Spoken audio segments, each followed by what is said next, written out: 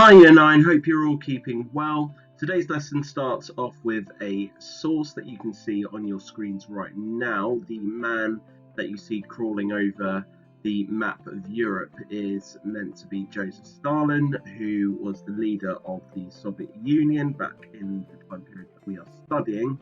And you can see there are keys and stuff like that. I just want you to look at it and bullet point down some notes about what this source tells you about how Western Europe viewed Soviet expansion. This was produced in a British newspaper, and it gives an intriguing viewpoint on what the events of the times were. Tying into what we are looking at today, in what ways did the US respond to Soviet expansion after World War II, and how did this increase Cold War tensions? This will be a bit of a two-part, and we'll look into some of the specific ways in which they responded. But first, we need to know the background, and to do that, you need to watch the video at the link that you can see here. That will also be on Frog, and it shows Winston Churchill.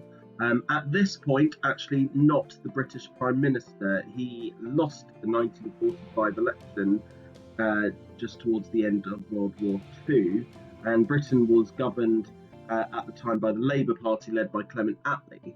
But in this period of opposition for Churchill, he took some time to go and do some lectures in the United States, and this one in particular was attended by the president at the time, Truman, and is seen as quite a seminal speech, very important moment, and summarizes how a lot of people in Europe felt about Soviet expansion. So just have a watch of it and note down, either bullet point form or spider diagram, whatever you want, what the Iron Curtain is and what you think the speech was designed to do. Then we need to think about, so we've established now that the Soviets expanded, but we need to think about why, and think back to, and in order to do that, we need to think back to what happened in World War II.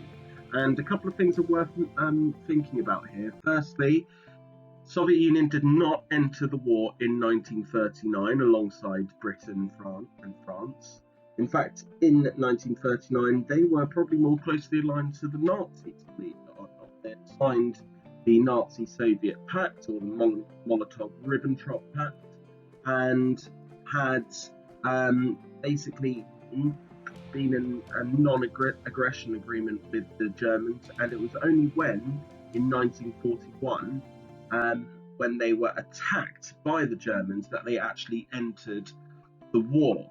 The Germans went straight over and attacked them through the borders that they shared at the time.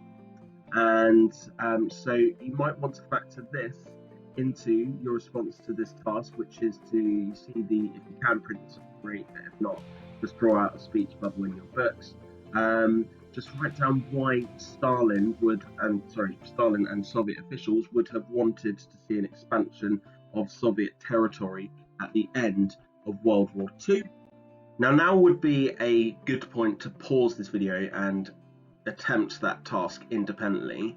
And once you've either completed that task, or if you've got completely no idea, then add these notes, because the two main reasons for why Stalin wanted to see Soviet expansion was, firstly, he wanted to create a buffer zone around the USSR so that it would protect the country, and secondly, as a means to ensure that these countries would willingly be part of a buffer zone and would willingly play a role in Soviet defense. He wanted them to be communist countries and have the same ideology in their governments as the Soviet Union had.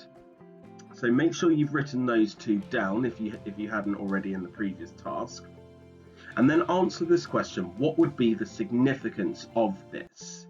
Because by adding these countries to the Soviet sphere of influence, Stalin effectively redrew the map of Europe after World War II so that it looked something like this.